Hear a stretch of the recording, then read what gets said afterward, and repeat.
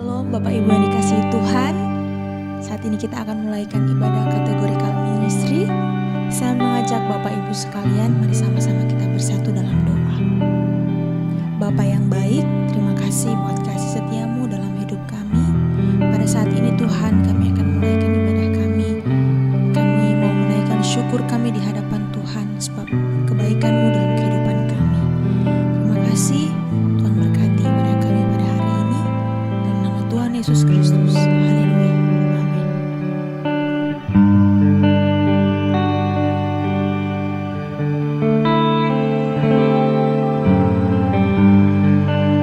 Bersyukur selalu bagi kasih-Mu di dalam hidupku. Entahkan ku ragu atas rencana-Mu di masa depanku.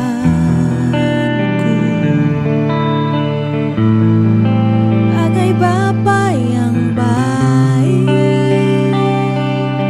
takkan pernah Kau melupakanku. Sebagai Bapa yang sangat baik, takkan pernah Kau meninggalkanku.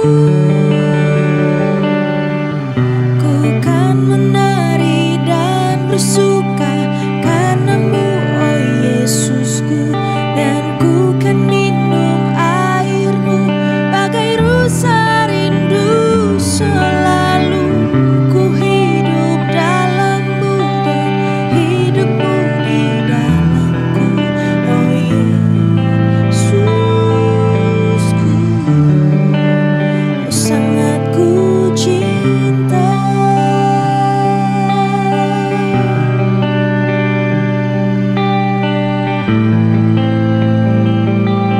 Bersyukur selalu, bersyukur selalu bagi kasih-Mu di dalam hidupku.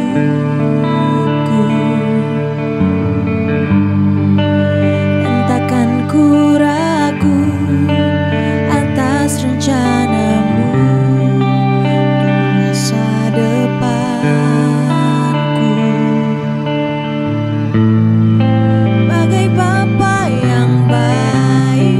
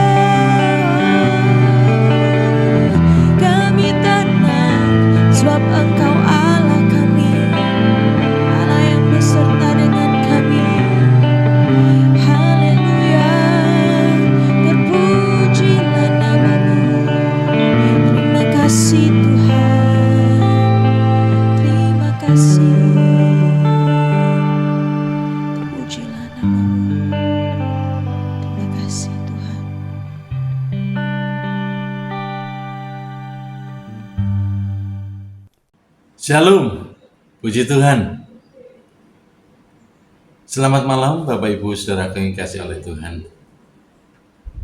Pendalaman Alkitab pada malam hari ini,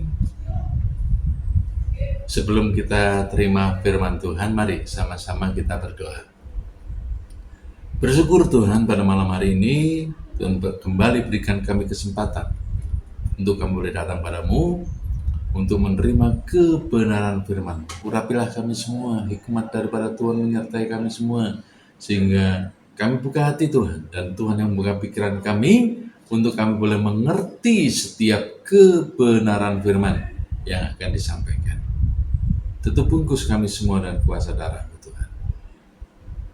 Terima kasih, kami sambut firman Tuhan di dalam nama Tuhan kami Yesus Kristus. Haleluya. Amin. Puji Tuhan. Berjumpa kembali Bapak Ibu yang dikasihi Tuhan di dalam pendalaman Alkitab pada malam hari ini. Firman Allah dalam pendalaman Alkitab pada malam hari ini, saya ambil tema tentang salib, karena masih berdekatan dengan bulan-bulan Paskah, ya. Yaitu kita akan melihat tentang perkataan Yesus, sudah selesai. Kita baca terlebih dahulu Yohanes pasal 19. Yohanes pasal 19 ayatnya yang ke-30. Sesudah Yesus meminum anggur asam itu, berkatalah ia, sudah selesai. Lalu ia menundukkan kepalanya dan menyerahkan nyawanya. Saya baca ulang ya, perhatikan ayat kebenaran firman Tuhan pada malam hari ini.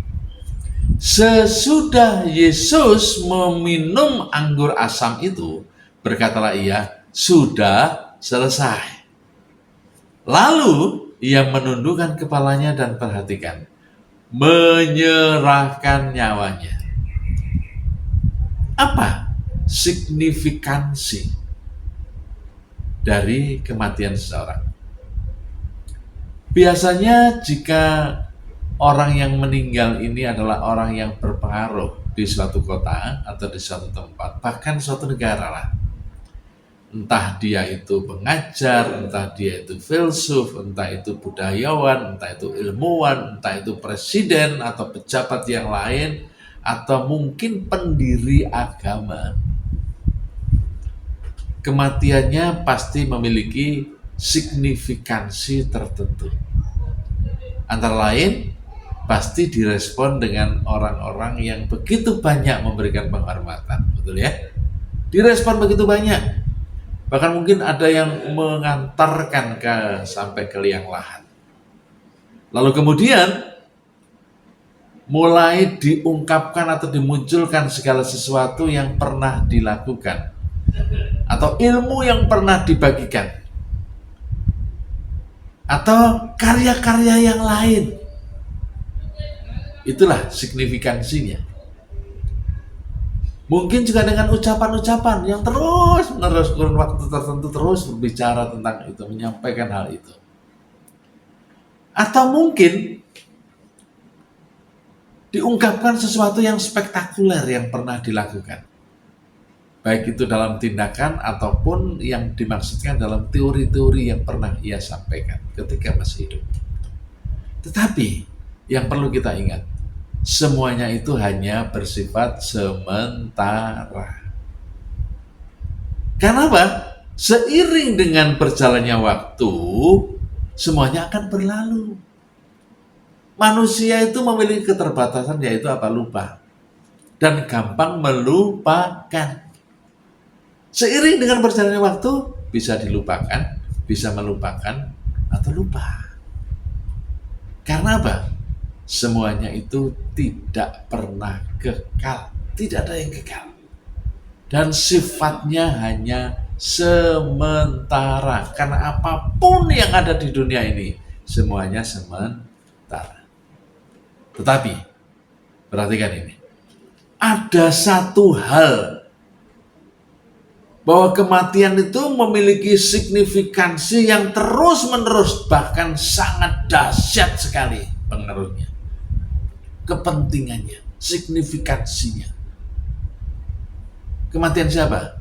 Jelas, kita bisa menjawab bersama. Dan itu pasti jawabannya benar. Kematian Yesus Kristus. Apa signifikansi kematian Kristus? Satu hal, seperti yang sudah kita baca tadi.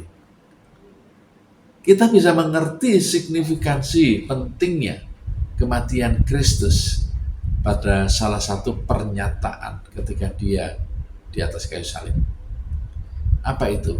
Sudah selesai. Ketika dia mengucapkan kata sudah selesai, itu adalah signifikansi penting di samping dengan perkataan-perkataan yang lain. Apa arti sudah selesai itu? Bukankah kedua kata ini bermakna biasa saja kalau dilihat dari sudut pandang dunia? Kalau hanya dilihat dari sudut pandang artinya biasa, kata sudah dan kata selesai. Nah, sebelum saya lanjutkan ini, saya ingin menyampaikan sesuatu kebenaran. Karena sudah menjadi suatu kebenaran, tetapi berusaha untuk dikaburkan oleh dunia ini. Apa itu? Bahwa Yesus itu benar-benar mati.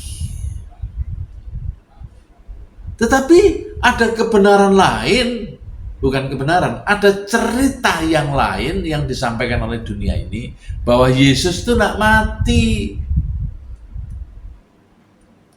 Saya ingatkan, jangan percaya. Yesus benar-benar mati. Dia mati di atas kayu salib. Menurut cerita itu atau dongeng itu, Yesus tidak mati. Yesus ini tidak disalibkan, bahkan dia diangkat oleh Allah. Cerita model apa yang seperti ini? Ya. Kenapa saya katakan demikian? Karena ketika saat Yesus mati, banyak sekali yang menyaksikan. Salah satunya adalah muridnya sendiri, yaitu Yohanes, di samping perempuan-perempuan yang lain. Di dalam literatur yang lain juga mengatakan Petrus itu sempat juga menyaksikan itu, ya meskipun dari kejauhan. Artinya apa? Artinya memang betul-betul Yesus itu mati. Yesus tidak diangkat ke surga. Cerita seperti ini kelihatan, waduh, Yesus memang mulia kok. Dia diangkat ke surga. Kalau Yesus tidak mati di atas kayu salib, percuma dia datang ke dunia ini. Kan tujuannya memang untuk mati di atas kayu salib, untuk menanggung dosa, lalu kemudian mengalahkan maut dan mengalahkan kematian. Oke, kembali lagi kepada dua kata tadi, yaitu sudah selesai.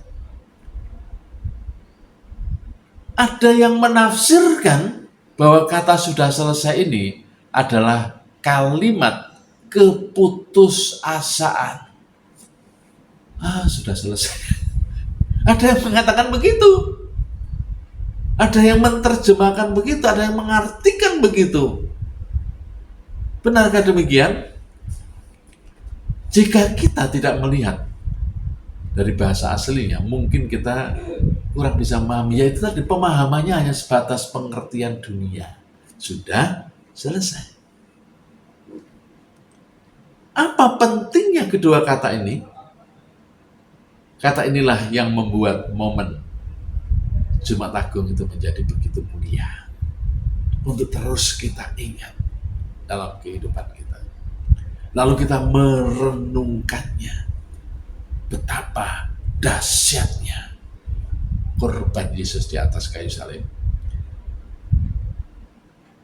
Dalam bahasa Inggris, kata sudah selesai ini dituliskan dengan kata it's finished. It finished. It is finished. Sudah selesai. Lagi-lagi kalau kita lihat dari kata itu, hanya sebatas itu saja. Tetapi memang betul di dalam terjemahan bahasa Indonesia dituliskan kata sudah selesai. Tapi dalam bahasa aslinya, yaitu bahasa Yunani, dan ini saya juga sampaikan bahwa ada banyak orang yang mengatakan tidak percaya kepada ini itu yang ada di dalam Alkitab. Karena apa? Banyak bagian Alkitab itu yang dipalsukan. Lagi-lagi ini omong apa gitu, cerita apa ini, tuduhan model apa ini. Kita punya kitab aslinya dan ada sampai sekarang. Bahkan puluhan manuskrip itu masih tersimpan dengan rapi keasliannya. Dalam bahasa Yunani tuliskan dengan kata teleo. Apa artinya? Artinya adalah sudah atau telah dipenuhi dan lengkap, atau sudah diselesaikan dan lengkap. Dalam bahasa Indonesia diterjemahkan atau tulis sudah selesai. Dalam bahasa Inggris it is atau it's finished. Sudah dilakukan, sudah dipenuhi, sudah dikerjakan, sudah diselesaikan dengan lengkap. Jadi tidak ada yang tertinggal. Itu arti kata teleo yang dalam bahasa Indonesia dituliskan sudah selesai. Sehingga apa? Kita semakin memahami artinya ini. Dengan kata lain, Tuhan Yesus ketika ada di atas kayu salib, Dia sudah menyelesaikan semua dan sudah membayar semuanya. Membayar semuanya dengan nyawanya, dengan kematiannya. Sehingga salib itu menjadi pengharapan bagi orang-orang percaya. Atas apa? Atas janji yang pernah Tuhan sampaikan. Apa janjinya itu? Aku akan menyediakan tempat bagimu. Aku adalah jalan dan kebenaran dan hidup. Barang siapa yang percaya kepada Tuhan Yesus diberikan hidup. Itulah satu janji itu. Dan janji itu kemudian dinyatakan di atas kayu salib. Setelah Dia menyelesaikan semuanya sudah terselesaikan dengan lengkap. Apa yang sudah diselesaikan? Apa yang sudah dibayarkan oleh Yesus? Apa yang sudah benar-benar diselesaikan oleh Tuhan Yesus dengan lengkap itu? Apa itu? Hutang dosa. Hutang dosa.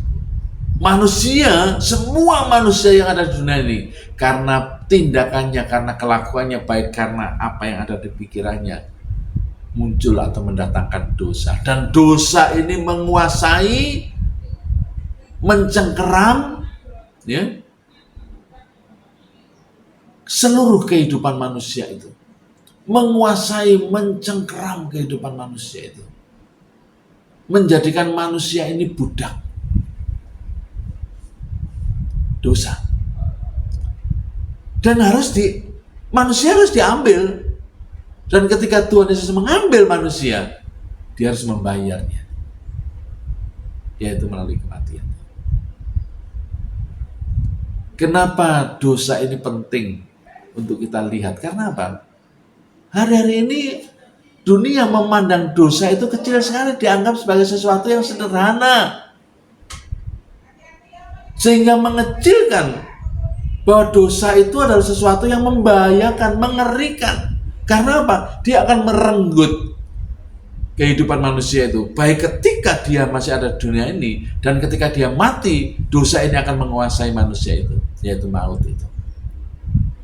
Maka kita harus mengerti bahwa dosa ini bukan sesuatu yang sepele, tapi dunia berusaha sedemikian rupa membuat seolah dosa ini adalah sesuatu yang sepele. Dosa dianggap menjadi suatu hal yang kecil. Makanya kemudian ketika orang mau mengatakan dosa, yang dipakai itu adalah bahasa yang lain. Apa itu? Ketika kita melakukan dosa, ini ya suatu kegagalan. Ini merupakan sesuatu kelemahan. Ini suatu kekurangan. Nah, mau mengatakan, oh ini dosa. Padahal itu dosa. istilah dosa ini kemudian disisihkan dan dipilihlah kata-kata yang lain, misalnya kelemahan, ketidakmampuan, kegagalan, untuk menggantikan itu, untuk memperlembut, untuk memperhalus bahwa itu adalah dosa. Penghalusan kata dosa ini mengakibatkan apa? Manusia berpikir bahwa dosa itu memang sepele, bisa diulangi lagi. Ini bahaya. Artinya apa? Kalau sudah melakukan dosa dan dianggap itu kecil, lalu melakukan lagi, bahwa membuat manusia itu betul-betul menjadi kekuasaannya dosa. Dosa berkuasa atas kehidupannya.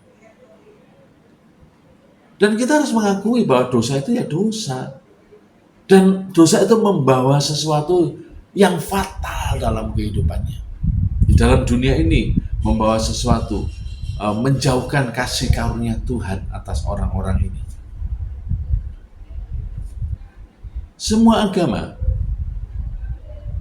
memberikan solusi, jalan keluar, bagaimana lepas dari dosa. Katanya sih kok solusi, katanya sih jalan keluar. Apakah betul itu solusinya, jalan keluarnya? Misalnya contoh, agar kita tidak berdosa, lakukanlah amal, lakukanlah perbuatan baik, lakukanlah zakat, lakukan tidak melakukan bertarak terhadap sesuatu. Tetapi apakah ini memberikan jaminan untuk bisa lepas dari dosa itu?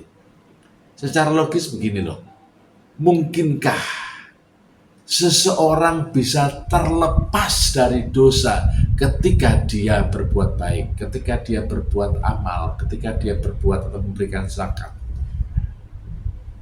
Lalu dosanya, perbuatan baik ya harus dilakukan, tetapi dosanya ini loh bagaimana? Masa dikesampingkan lalu tertutupi dengan zakatnya? Tidak bisa. Dosa tetap dosa dan harus diselesaikan. Saya ambil contoh begini, gampangnya. Seseorang tertangkap melakukan perbuatan melawan hukum.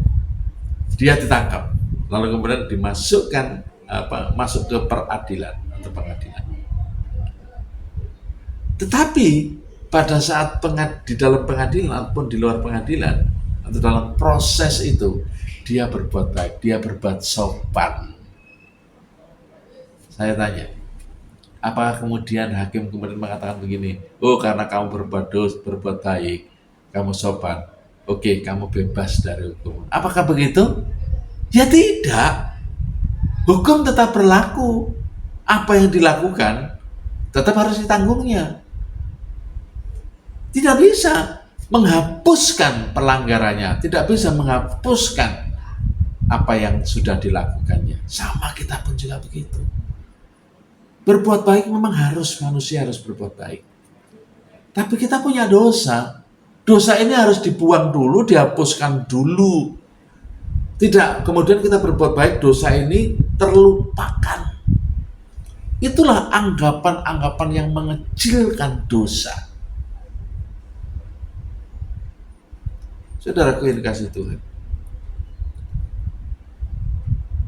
ketika kita berbuat baik, orang mengatakan baik, betul ya? Oh baik itu dia melakukan hal yang seperti ini. Oh baik itu dia melakukan hal yang seperti ini. Tetapi ketika kita mengungkapkan sesuatu tentang dosa kepada seseorang, apa yang dikatakan oleh orang? Wah itu tidak baik itu. Ya. Padahal kita sedang mengungkapkan dosa agar tidak melakukan dosa lagi. Tapi banyak orang menganggap apa? Oh itu tidak baik itu. Inilah dunia ini. Berusaha mengecilkan sedemikian rupa, dosa yang harusnya diungkapkan itu dianggap oleh dunia itu tidak baik ketika kita mengungkapkan dosa itu. Atau mengatakan hal itu dosa. Karena tujuannya kan mengungkapkan itu agar tidak melakukan lagi. Tapi oleh dunia dianggap apa? Dianggap tidak baik. Karena apa? Karena itu tidak menyenangkan orang yang bersangkutan. Makanya dianggap tidak baik. Saudaraku, ini adalah penyimpangan pemaknaan akan dosa. Maka logislah misalnya, ketika orang berbuat baik, maka dunia berkesimpulan, wah dia sudah memenuhi syarat untuk masuk ke surga. Padahal untuk masuk ke surga tidak boleh ada dosa. Nah dosanya di mana sekarang? Kan begitu. Karena berbuat baik, maka kemudian, ini orang ini berhak untuk masuk surga. Karena apa? Berbuat baik. Karena dia adalah manusia yang baik. Pertanyaannya sekarang, dosanya itu loh di mana sekarang?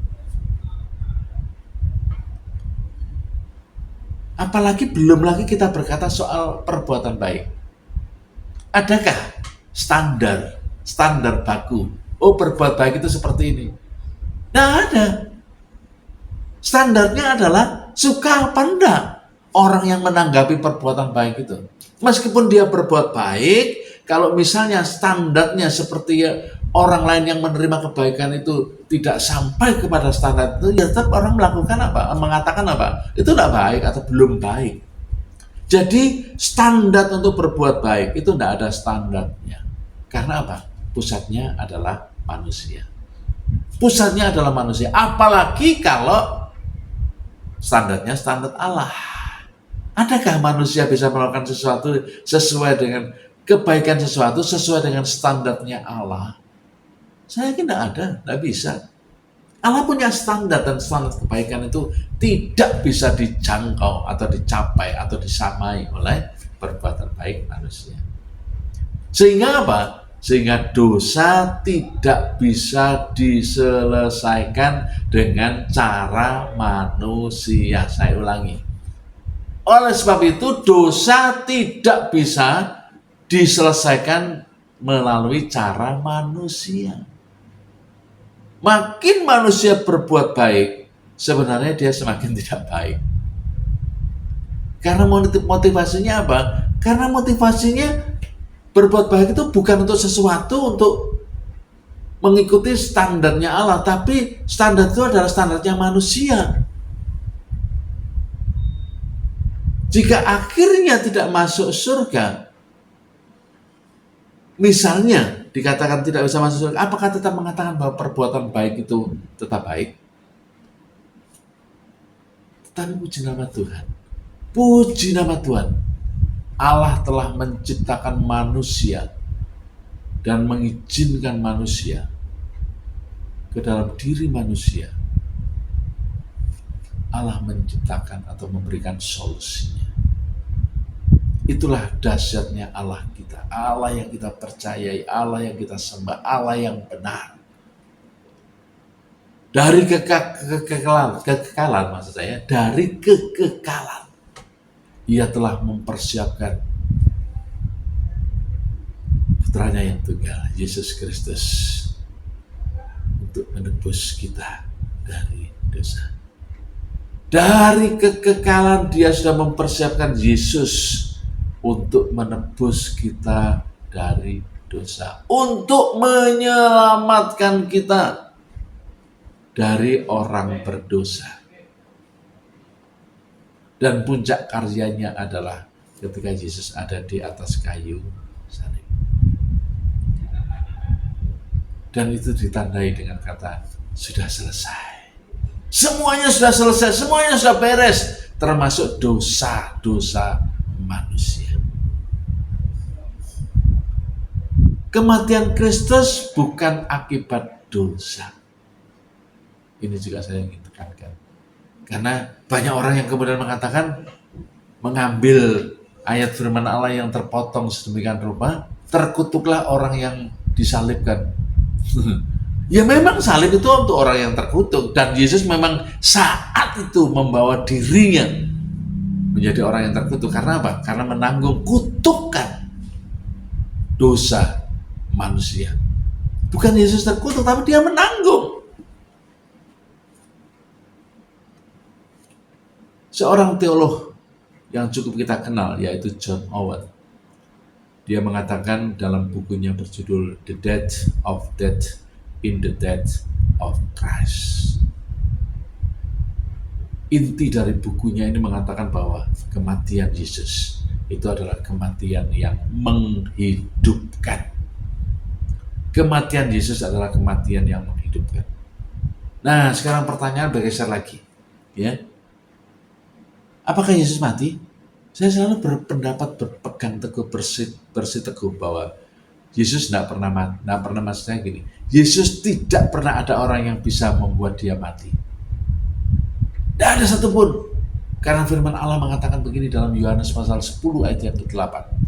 Tidak seorang pun mengambilnya daripadaku, melainkan aku memberikannya menurut kehendakku, dan aku berkuasa memberikannya, berkuasa pula untuk mengambilnya kembali. Inilah tugas yang kuterima. Jadi nyawanya Yesus, dia yang berhak untuk menyerahkan, dan dia berhak pula untuk mengambil kembali. Demikian pun dia mati, dia serahkan sendiri nyawanya, dia bangkitkan sendiri dirinya. Kok bisa? Ya memang dia berkuasa. Yohanes pasal 19 ayat yang ke-30, kembali lagi. Sudah Yesus minum anggur itu dan berkata, sudah selesai. Ia menundukkan kepalanya dan menyerahkan nyawanya. Bukan tentara Roma, tapi dia yang menyerahkan nyawanya. Oleh sebab itu, sebagai manusia berdosa, kita harus ingat akan hal ini. Kita sudah dimerdekakan dari hutang dosa. Karena apa? Karena salib Yesus. Oleh sebab itu, jangan lagi berbuat dosa. Minta Roh Kudus yang sudah diberikan kepada kita, yang tinggal dalam kehidupan kita, berkuasa penuh atas hidup kita, untuk memimpin kita agar kita dimampukan tidak berbuat dosa kembali. Berfokuslah dalam hidup ini atas karya Yesus di atas kayu salib, atas penebusannya, atas penebusan kita dari dosa kita, atas pembebasan kita dari kuasa dosa. Dan kita hidup terus-menerus memuliakan Tuhan di bawah pimpinan Roh Kudus untuk membawa kita, memampukan kita memiliki kehidupan yang semakin layak di hadapan Tuhan. Bukan karena kita, tapi karena pimpinan Roh Kudus yang memampukan kita dan membuat kita mengerti apa itu dosa, sehingga kita tidak lagi melakukannya, menjauhi dosa itu. Puji nama Tuhan. Tuhan Yesus berkati. Mari kita tundukkan kepala. Terima kasih Bapak. Buat kami mengerti ya Bapak, setiap firman yang sudah kami dengar.